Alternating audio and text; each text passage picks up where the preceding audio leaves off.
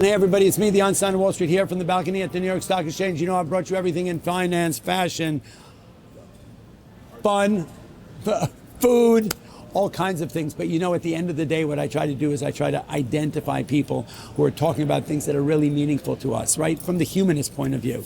And obviously mental health and physical health has been a big thing that I've been challenged by and challenging in other people on a daily basis these days. And obviously that's what I've been talking about. That's been my thing for the last couple of months, talking about mental health, physical health, you know, longevity, anti-aging. And obviously that's one thing that is going to be common amongst all of us, is at the end of the day, nobody gets out of here alive. We are all going to die, and we are all going to age. And if you treat aging as a disease and you approach it in that way, then it becomes treatable. It's not something that is inevitable, right? It's just a matter of what you do with it along the way. So I'm super excited to bring you my friend. We actually went to high school together, Lisa Feiner.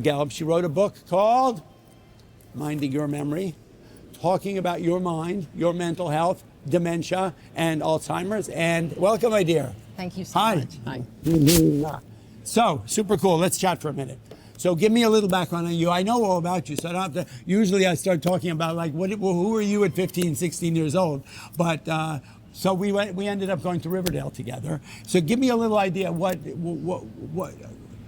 did you do after Riverdale, and when did you sort of curate your vision for your future?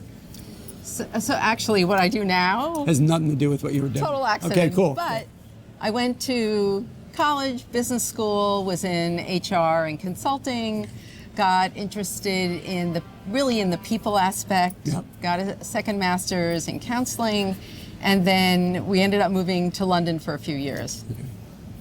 I had really bad seasonal allergies. They don't have allergists over there. They sent me to a homeopathic doctor. Okay.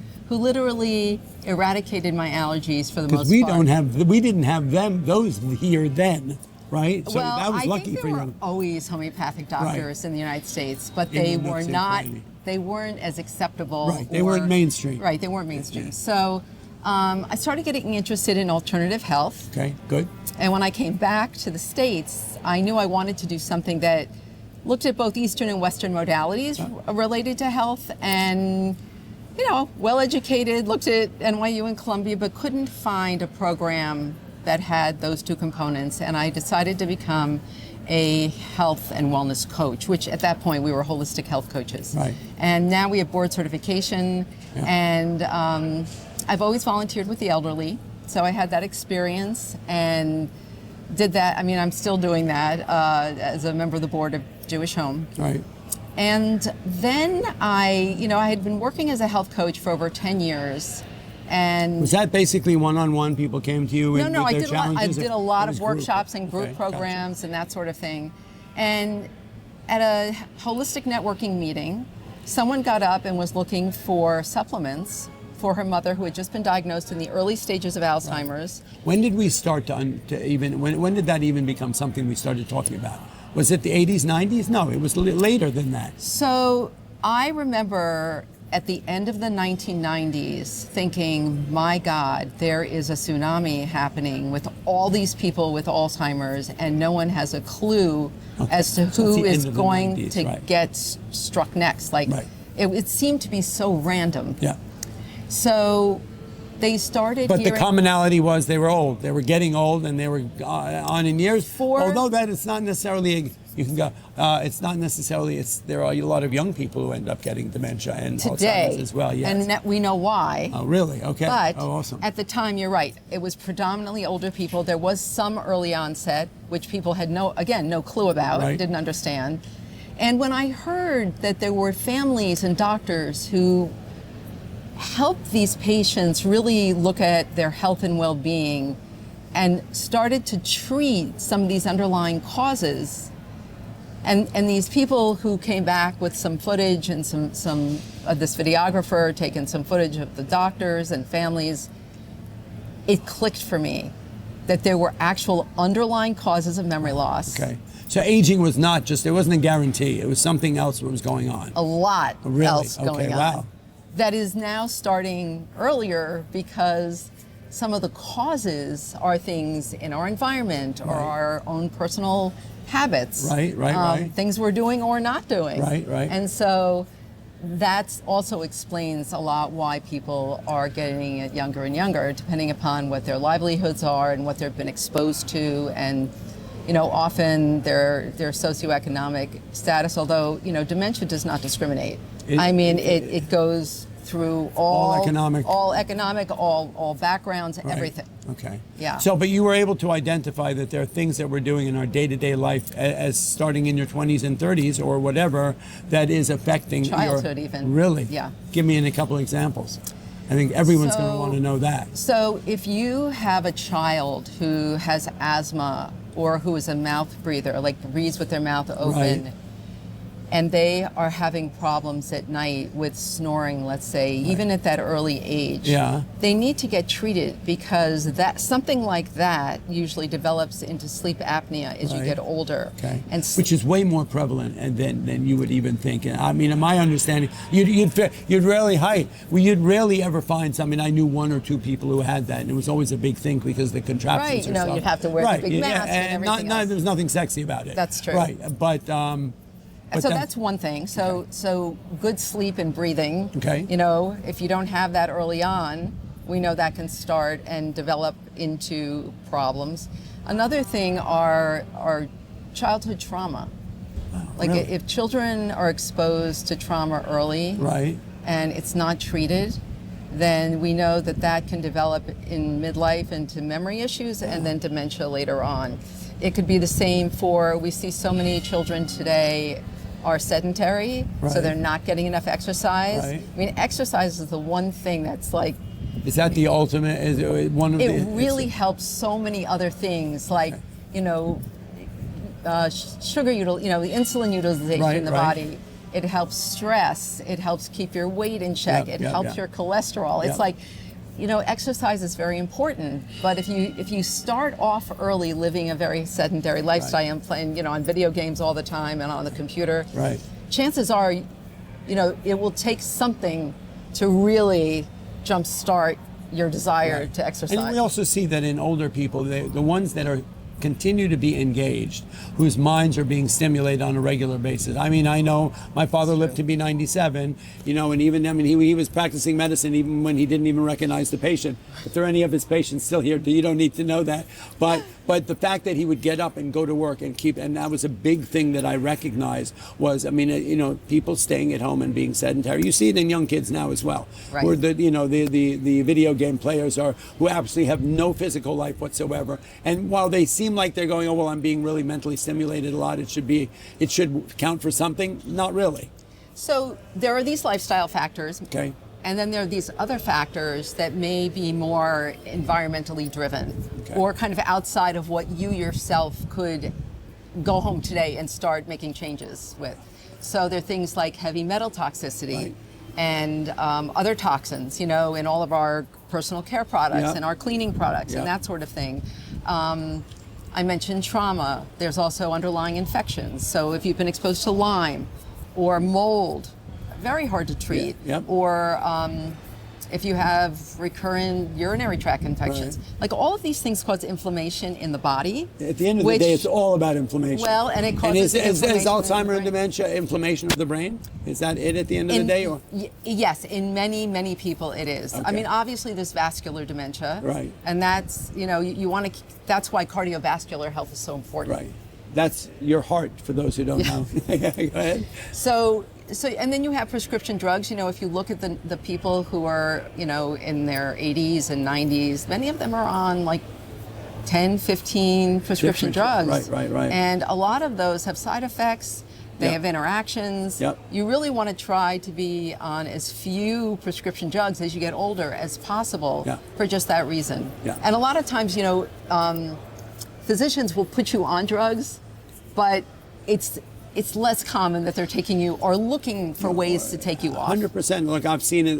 Look, so health is a big thing for me. Obviously, I grew up with a father who was a doctor, and he was very bound in Western medicine, but he was also a humanist. I mean, he was a firm believer in that going in and sitting down with a patient and holding their hand and really listening to them was worth way more than sitting like today, where the doctor will sit and look at your tests for 45 minutes and then spend 5 minutes with you and think that they can get some kind of an idea of what you're going through. So I mean, that's a big part of it, right? Is that to really see how someone is doing may not be reflected in numbers. And also the fact is that there's no standard for those numbers being altered. I mean, you talked about Lyme, right? I mean, there's so many things that have hit us over the last number of years. So they're new. Yeah. They're new. They're really, I mean, they're new in our lifetime. Correct. And they're huge. Yeah. Right? So, I mean, think about it like whether it's, we obviously know about lead in the paint and stuff like that can affect, obviously, the way the brain grows and right and develops. And then there are other things. So I had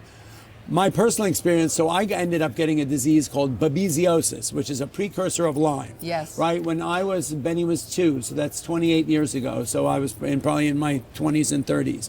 And I suddenly came down. I came home from a Memorial Day weekend, and I was bleeding massively internally, and I had 106 temperature, and they did not, and I had, petechia, which is bleeding underneath the skin. And I went to see my father, and he did some tests, and it showed that I was dying. I had whether I had aggressive leukemia or whatever, the numbers just didn't make sense. And so my father never liked his children to be sick. So he sent me back to work and said, there's nothing wrong. The machines must be wrong. And of course, his associate called me immediately and sent me to the hospital, and they found out that, so they searched, this was a July 4th weekend, and they searched, 40 different doctors went through me and could not figure out what was going on. They did a bone marrow, they did all this stuff. And finally they brought in a guy, one of the first doctors to ever diagnose AIDS, this guy named Jeff Green, who's a famous, what is he? Anyway, I can't remember what kind of doctors he is. Anyway. Hematologist, somebody who he was blood? Wow, it'll come to me in a minute. Anyway, he walked in, he asked me 2 questions. He says, where do you spend your weekends and how do you like your steak? So obviously he was implying E. coli. So I said, I spend my weekends in Nantucket and I like my steak rare. He came back 20 minutes later, and he was able to, my red blood cells were being devoured by a parasite, and my white cells were being completely devastated by something else. And it turned out that the precursor, so babesiosis is the disease in the Bible that killed all the cattle. It's a animal-born disease, and there's rhinology, there's a bunch of other things that happened before we found out about Lyme, and it basically had neurologic effects. It had all kinds of things. So I was in the hospital for 3 months. I mean, it was pretty devastating, and it was and it turned out that it was Lyme, but it turned out, and at that point there were 99 cases. Almost all of them had died. So I got treated wildly. But I saw that was my eyes opening to Lyme, which of course has gone on to become a very popular disease, still undiagnosed, still with major neurologic implications. Yes. I noticed that my daughter was 6 years old, and she was, going through something. We couldn't figure it out. And finally one day, and 6-year-olds sometimes can verbalize what's going on and some can't. And she said, I think I'm going crazy. And at 6 years old, and so we had tests done. It turned out she had Lyme for a while, and it was starting to affect her mind and the neurosynapse, blah blah blah. So that's huge. And so you're describing something that, and still a lot of doctors are not, addressing that kind of stuff. It's true. The neurologists also, some of the testing that they do, it's not sense enough to pick up the earliest stages of Alzheimer's. And so now there are these wonderful new tests that you could have 10 years before any symptoms arise. And it's great. They're different. Like a biomarker. They're protein biomarkers. Right. And so I think we're coming into this new era. I was saying earlier how 10, 12 years ago when we first started Sharp Again, right? The organization that published the book, people thought we were crazy to even suggest that memory loss could be treated, that there were really these underlying causes, and that cognition could be restored in any measurable way. Which is crazy in this day. Sorry to interrupt you, but think about that. So many, it's like when you are pregnant and you go in and you have morning sickness and the doctor says to you, well, you're pregnant. That's what happens. I mean, it's not necessary. There's an explanation why that happens, because you're growing something inside. You don't breathe, you swallow air, and you get nauseous. I mean, there's so many things that you go to doctors, and I've lived my whole life with doctors, where they'll just say, they'll make you presume that, well, this is the way it is, and there's nothing you can do about it, and it's just happening because you're getting old. And that, yes, thank God we're now just starting to find out what you're doing. And so you're doing something that's hugely groundbreaking in a big way. Well, it's also helpful that we're a nonprofit because... So tell us about Sharp again. So we're here really for everyone who wants to start understanding and educating themselves about the underlying causes of memory loss. Right. And we have lots of information. We've got great content. Tons of data. And we do, presentations, we do online events, and we also have a small group coaching program from 6 to 8 people. If people want to start taking a look at some of their lifestyle issues. Right. And they're facilitated by health and wellness coaches. Right. I mean, we're not doctors. We do have a medical and dental advisory board, which Right. we've had from the get-go. And really, it's those doctors who helped submit those first chapters Right. that gave rise to the book. Right. And so everything we do is based on research, it's well documented, and just making simple changes Right. Can have in a your huge lifestyle. Like I was saying earlier, like if you do one new thing a month, Right. whatever it is, you decide to get more exercise, you Right. decide to drink more water, Right. you decide to really pay attention to your sleep and get more deep sleep if you know you're not getting that. Yeah. At the end of a year, your overall well-being is you're so much better off, and you feel better, which gives you the incentive to keep going do more. And and look, people don't realize too that like one day at a time, you can actually make changes. We think it's got to be some big monumental thing that we do that's going to make that change. But at the end of the day, small little changes every single day are going to affect your health in a big way, right? That's true. And it's also the thinking behind the fact that as of now, and I don't think there ever will be one silver magic bullet Right. to address Alzheimer's disease. It's a disease that has many possible causes and origins. Okay. And you have to look at that whole, like your doctors were testing everything, right? Right. Yeah, yeah. Well, you kind of have to test everything to see which pathways, what your genetics are. Right. Like really understand the whole person. Yep. Because it's not a specialized disease, right? It's a disease that affects the entire body, Yeah. but it manifests in the brain. Yeah. So look, there's this new thing now. There's a company called Prenuva, which does the full body Yes. MRIs. You've seen that. And to think about it, so my wife unfortunately died of cancer a couple years ago, and I found that her cancer started in one place and kept spreading. And as opposed to like looking at the whole body and trying to find out where is it coming from, they would address each one when it popped up. By the time it had gone everywhere, there was no addressing the whole body. And addressing the whole body is really a way to cure things, as opposed to, like I'm running that. I mean, you're constantly chasing, and you're always a day late to all of those situations, right? And so the whole thing about health, I mean, you're seeing this huge rise. And there's anti-aging and longevity is one thing, but just about us being able to identify things in our body. So you go to this Prenuva thing, which is, have you already done it? No, I haven't done it. Look, so it's a way, so a PET scan, right? Yes. Which virtually, literally at the end of my wife's life, insurance would not even cover that, which is a full body MRI, which basically gives you 800 targets in the body of things that are in your brain, the capillaries in your brain, things in every part of your body that, when you go in for a problem, they take a picture of that, but they don't really try and find out where the beginning of it, right? If there's an interruption in the, in the canal, you don't look right at the end. You want to find out where the problem is originally, and we don't think of that when it comes to our health. So that's you. So tell me about the book. So Minding Your Memory. Check it out. What you can do now to prevent dementia and stay sharp for life. So the book is really kind of like a labor of love. It started about 8 years ago. As I mentioned, we got chapters originally written by our medical and dental advisory board members. And, it's wonderful that so much research even has been done since then. Yeah. And so we kept adding to the book. We kept updating the citations, and we broadened the book. I think originally we wanted to educate doctors so that they would know not to just tell their patients to go home and get their affairs in order, which wasn't working. I mean, it was just a downhill slide. As it turned out, the people who helped us bring this book to market suggested that it was really a book for a much broader audience. Right. And so we expanded the book. We put in a glossary, how to help find a doctor who can help you. And like I mentioned, over 500 citations where the doctors can go in and read the research. People can go at the end of each chapter, especially the ones about lifestyle, and literally start that day making small changes. And we know that's effective. So we think that doctors are just like the end-all be-all. We go to them and we think like they know everything.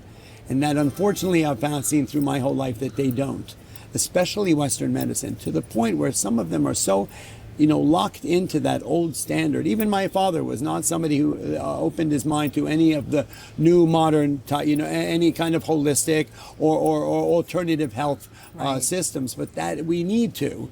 We need to address that in a big way. I mean, Alzheimer's dementia so at the end of the day, I'm also finding out. So I went through hell of my own. Like with COVID, I got meningitis. I had 7 neck surgeries. I was in a neck brace for 4.5 years. I got severe long COVID.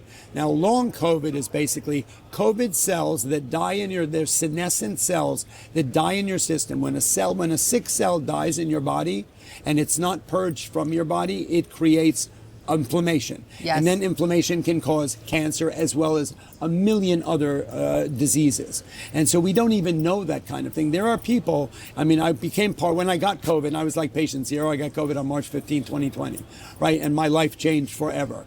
And so there was a Facebook group started by this woman in Washington. It was amazing. It was 400,000 people, in the first 400,000 people who got COVID. That was basically, it was data being they ended up getting support from Microsoft and Google and all these large companies because they realized that it's all in the data. Yes. Right? It's right, and same thing with you. It's all in the information, and the information is how you monitor people who are going through this thing. Right? One of the great things, let's talk about AI.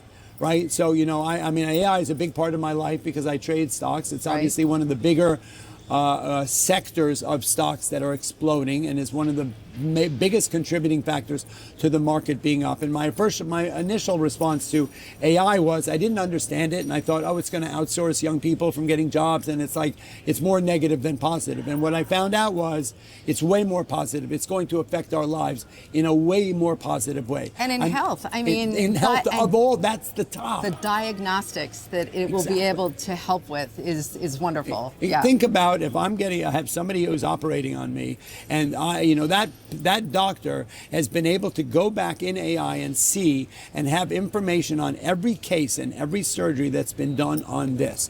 The last thing you want when someone cuts you open is, wow, I've never seen this before, right? That's problematic. You want them to have seen everything, and that's what, and so AI amongst one of its greatest use case things is health and mental health and all that.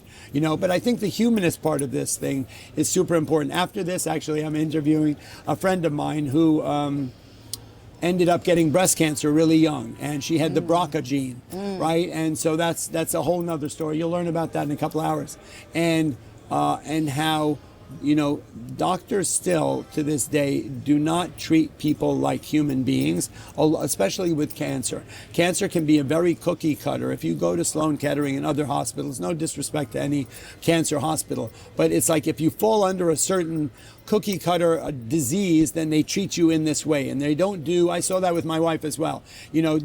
She had one kind of cancer, and then if this was supposed to be one kind of treatment that was supposed to work, and they were not willing to pick from other treatments to put it together to treat the disease if one thing was not working.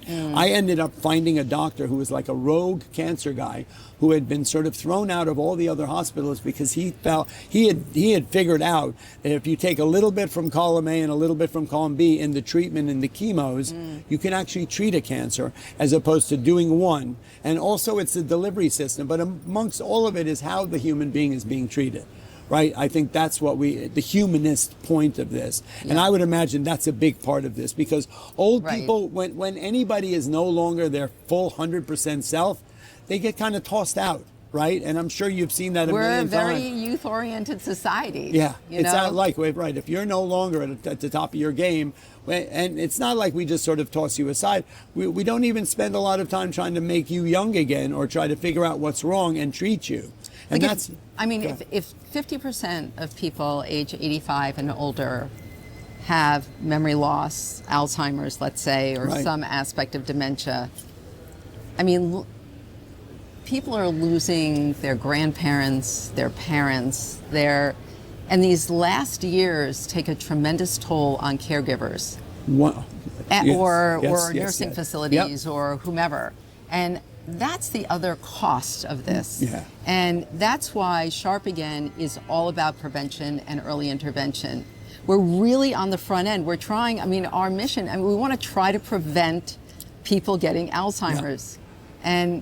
And so, we're doing this in a grassroots way. Yep, 100%. And I just hope that this will help get the word out. People will start to pay attention. Yeah. Their brains, you can't take your brain for granted. Like you can't take any of your body parts for granted. I saw that with COVID. Suddenly I went from being I had a super solid brain that was sort of, made really super smart by what I do because I'm trading millions of shares every day. And so the demand on the brain was super high tech. And then literally from one day to the next with COVID, it was foggy. I couldn't remember anything. And I have a photographic memory. And I've worked now for the last 5 years to try and get that back. But the preventive part of medicine is so important. And so what you're doing is so amazing. At the end of the day, everyone is going to have to deal with this at some point. There's nothing really pinpointed about it. Literally everyone's going to have a parent or a spouse or a sibling a friend who's going to go through this. Some people die at 90, they've had a great life and they die with no diseases that made them less than the person they were all along. That's a crapshoot. That's rare. So our hope is to push people's health spans out as close to their lifespan as possible. And quality of life. Right. So that it's only a very, very short period of time, if at all, at the end of life, that you're not, as you had said, your full self. Right. And what you're saying is it's the most important thing of this, that you can alter the change of the events early on to change how things end up happening. And that's the most important thing. You can't make believe this is not happening, and if you address it, you can make changes. It's not too big. And the thing is, Peter, everything that we would recommend that you do is good for your health. In general. In general. So you're going to elevate your overall sense of well-being while you're taking care of your brain. Right. So it's sort of like a no-brainer. But sorry. It's a no-brainer. And you know what? That's how we're going to end it. I absolutely love this story. Brain health is the most important thing in the world. It's been a big part of my struggle over the last number of years. I'm actually on this new medication that's crazy. We are only using 50% of our brain. It's running on like 50% efficiency. And so our capabilities are far beyond mortal men. And so everyone should address this. This is going to happen to all of us. I don't want to be a doomsayer, but Lisa's making a huge impact on things. So go check it out, read the book, get involved, because eventually you're going to need these services. You've been wonderful. Thank you. Thank you. And you know what? That's all I got to say about that.